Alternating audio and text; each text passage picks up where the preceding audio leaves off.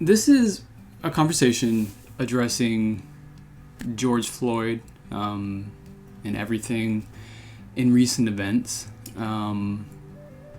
We ask the question, what can we do?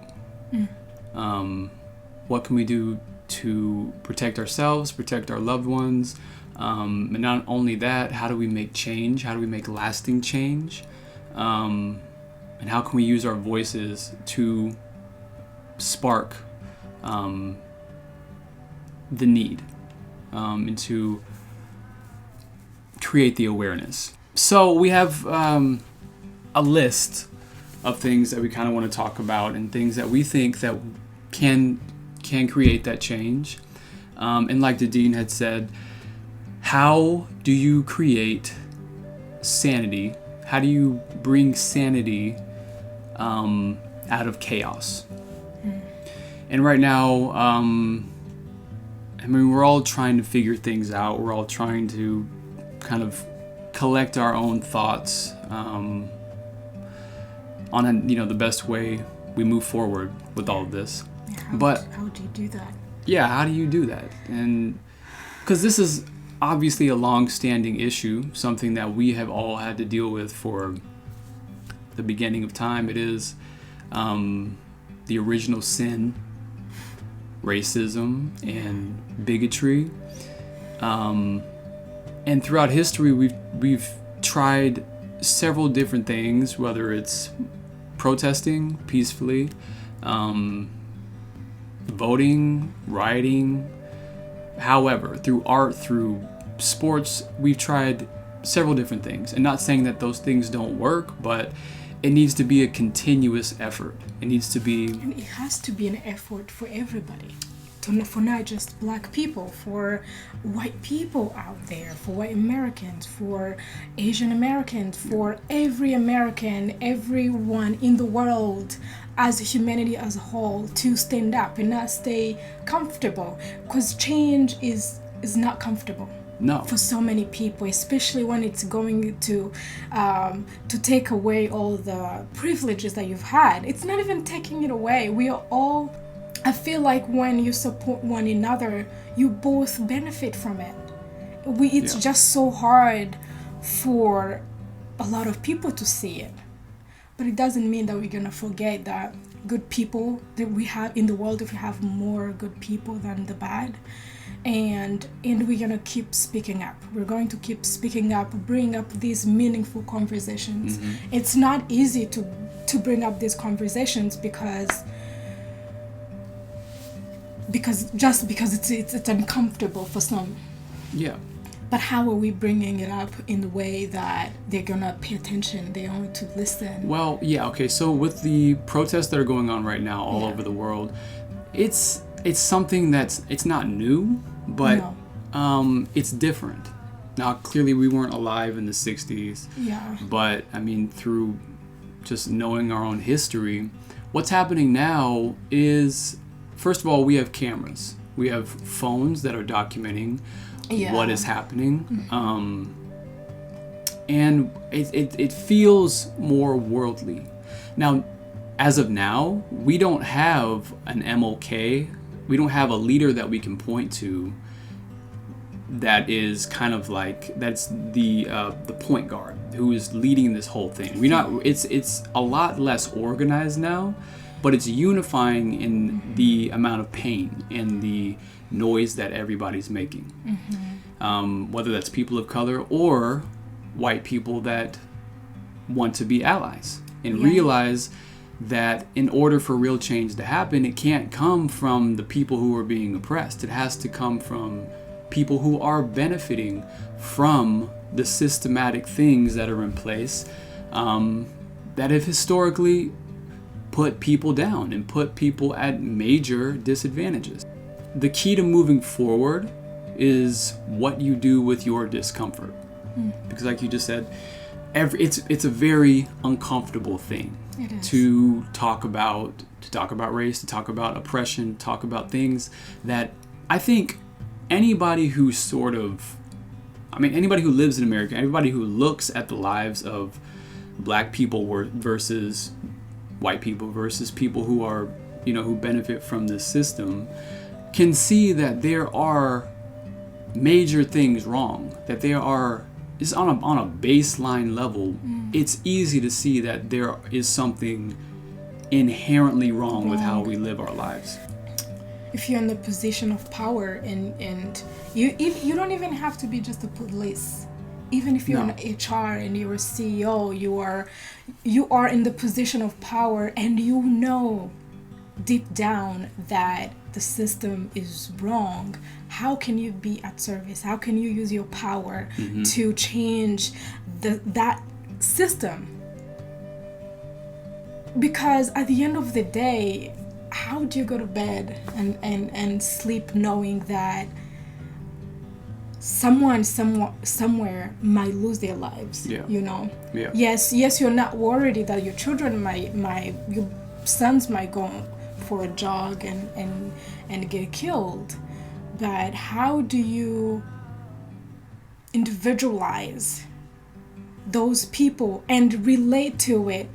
Just see them as if they could be your kids. Yes, you're born in this life without having that threat, or you're not born with that sin because the society has made it a sin. But how do you speak up? How do you stand up for that and make a change? Because we all have voices and we just choose how to use them. And I'm so grateful for the protesters who are out there. A lot of them are putting their lives at risk, and there's the rioters the looters who are jeopardizing the protests, trying to mess up the message. But how do you support the protesters to bring up their message, to bring up our messages, the messages that may not impact your life, but it's going to impact somebody else's life? And that should be a mantra for everyone. If to just be of a public servant. If you have power, literally wake up in the morning and the first thing you think of, I'm in the service for other people. That really would not just help those people, but it would help you as well. Yes. And how do you talk about that with your family? We need to educate ourselves. I mean, you hear the saying, knowledge is power.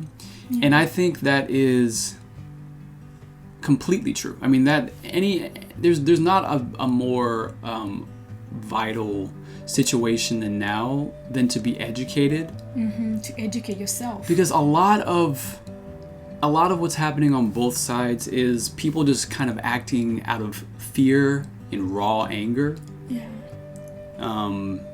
Destruction of property, or a police officer assuming something and then reacting in fear. It's really important for us to learn, to educate ourselves, to unlearn the ideas and that society has been putting in our minds. And because when something is wrong, you really know that it's wrong. And as much as the system, the political biases and whatever they might have taught you, you still is a human, and you should be able to know that taking somebody's life is wrong. And you should also be able to educate yourself, knowing, especially when you're put in a position where you're wearing a uniform and you have weapons, that means you can easily take somebody's life. Yes. So how are you going to respect the position you have? How are you going to educate yourself? Learn from those that served before you. They might have been not great in their services, but you can learn from that too. If you're police and you see a black kid, and the first thing you think is that black kid is an enemy, and that's what's been happening. What happens with the black kid seeing a police? So the black kid will think of that police as an enemy. So how do you create trust between those two people? You know? And just when the kid sees that police, they will feel comfortable talking to them. They will know they're there to protect them. And when the policeman sees that black kid, won't see a criminal. How do you educate your society to unlearn what they have been learning? Yes. And give ourselves new tools, Steps need to be taken to to, like you said, unlearn these things that have been implicitly put in us. Nothing recently, of course, nothing recently is explicitly said as don't trust this person, but it is. I mean, you cannot run from that fact. You can't hide from that. Everybody sees it. But if it's not called out and if it's not dealt with and confronted directly, then you can't change that. So with everybody, particularly people in power, they need to take a good, hard look at not only what they feel, but how they have been taught. And the people who have taught them the things that they've been taught. And then hold each other accountable. Oh yeah, hold each other accountable, because even though we might be friends, we might be family, when somebody's wrong is wrong, and especially when you know that other people's lives are at stake just because of that.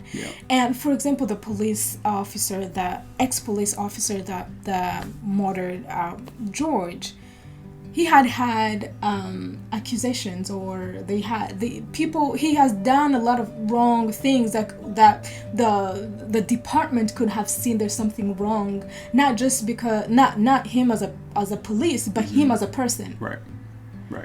Is he a safe person to put in the street to protect people? If you want to protect that actual officer, if you're a friend of that person, take them to a mental health, help them in a different way, but you're actually not helping him as well, keeping him in the position of power that he doesn't know how to use it. So how are we helping each other here? Police officers need to stop looking at themselves as law enforcement and going back to the notion that they are actually public servants. Because it's a different connotation. When you are serving people, that's beneficiary. It's benefiting everybody. It's benefiting the community that you are put on, that it is your duty to protect. But when you are law enforcement, that means you are enforcing. Enforcement there's a forceful. There's an aggressive connotation with the word. We should change that word. Well, it needs to be implied upon. We need to. That's what I'm saying. Explicitly talk about those things, and then reinforce the notion that you are a servant, that you are hired to serve and not enforce. So when you have people saying to dominate the streets, who does that help? You are putting fear. That's more fear. That's sowing more fear, more aggression, and more anger. And fear is the opposite of love. That's the opposite of love. What you are supposed to be doing as a public servant is to meet people with love and understanding. I understand my father was a police officer. I understand things can get dicey. Of course it can. And of course it will. But you cannot go into a situation immediately thinking that someone is out to do you harm, so then you're the one in power here. You have to make the decision to reach out with love. And of course, 80% of police officers have that in mind. Oh yeah. But the 20%? But they're also following orders. They're following orders, of course. Some people are not leaders. This is why there needs to be a reform. This is why we need to rethink. Public servants need to rethink how they approach these things. And maybe in the offices they should have images of people that that's just my idea. Maybe during the training, it should be the main thing they bring up to those new police officers, showing them the people that are victim from the police officers who don't understand what they're about to get into. Like, why are you following this career in the first place? You're there at service, and how are you going to protect those people? Even seeing that somebody before you or someone somewhere in a different state, instead of using their power to serve, they used it in a wrong way. Then at least it will be a daily reminder. you're going in the streets, but it's also a reminder that, hey, I'm going in the streets to serve people. I'm not going there to hurt them, to take away their lives. I'm here to make their lives better than it is. So how, I know this country is very divided by colors and countries and stuff like that. A lot of countries, no society, no government is perfect. But we as humans, I really thank the protesters, because they're from different backgrounds and they're all together. They're literally their own leaders. Like that, they're waking up in the morning knowing that their voice counts and they're going to speak up for everybody. Right. I want that for the leaders. To know they're not leaders for some, they're leaders for everybody, and they have to have a same ear for everyone.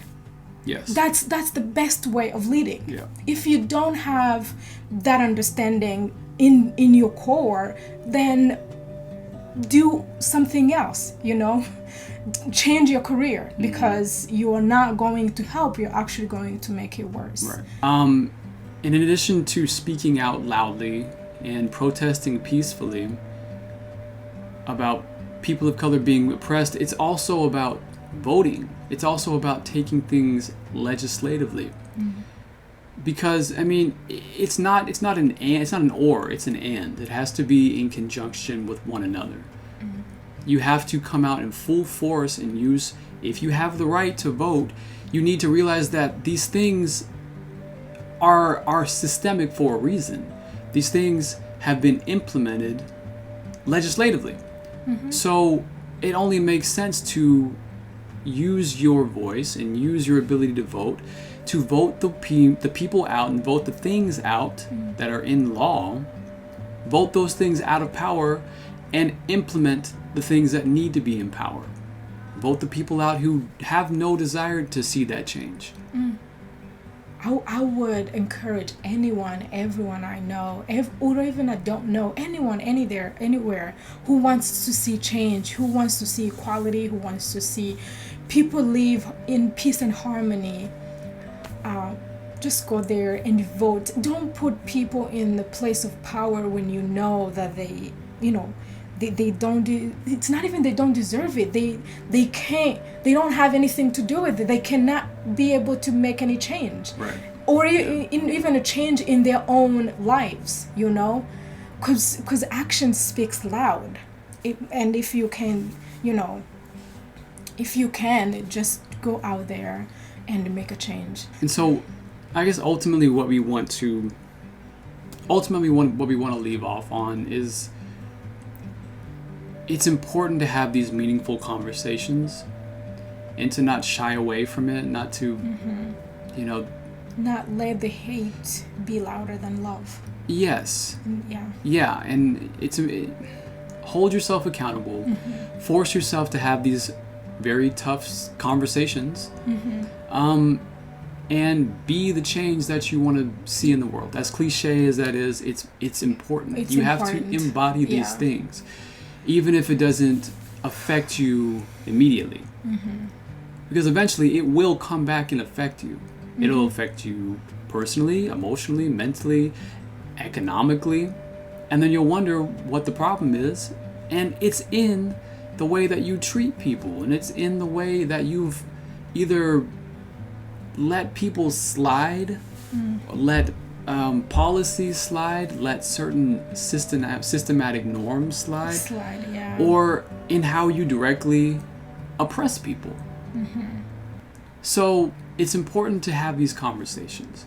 Yeah, to even be curious of what other people think and share opinions, and be humble and vulnerable enough to unlearn and learn from your friends, learn from anyone, and just filter, no matter our podcast here, it's about different cultures and bringing people together, unite people, inclusivity. We see everyone as a human, and and just try to bring things from different cultures so that we can see how much alike we are. Yeah. And if you know that we are alike, the way you can get hurt is the same way a black person will get hurt. If you don't wish to get hurt, why would you wish for another person to get hurt? Mm-hmm. No matter what culture you're coming from, no matter what color of your skin, what country, what religion, it doesn't matter. Just speak up for everyone, because we're here, we share the same sun, we share everything else that we don't have control over. But just because we have control about land, houses and whatever, then we have to fight over it and kill each other over it. How do you rise above that, you know, and bring more love in our society, and just, you know, keep fighting, right. keep fighting for change, and be strategic of what, you know, you're bringing at the table. Right. No, yeah. And whatever you find that that you want to use as a conduit for change, be consistent with that. Don't give up. Mm-mm. And especially when it gets quiet, because it always gets quiet. We have riots, we have protests, we have news outlets covering it. It's loud, especially now in the middle of a pandemic. It's going to be loud, and that's all anybody has to listen to absorb. But eventually it will become quiet again, and it will become something that can, for a lot of people, easily be put on the shelf. Something that, you know, I remember that happened, and I mean, I remember kind of dealing with that. But if it's not consistently addressed, and if it's not something that people consistently put energy in, then it will of course lose steam. But this is a reality for so many people. Yeah. And just because times get easier, a little bit more convenient for you, does not mean that the problem is gone by any means. No. So again, to really make significant, longer lasting change, permanent change, this has to be a constant push. It is. Keep doing what you can, and the change will come. It's just harder. It's not an easy route, but we gotta take it. But it's necessary. So it is necessary. Thanks for listening. Thanks for watching, and remember to do what you can to make the change that you want to see.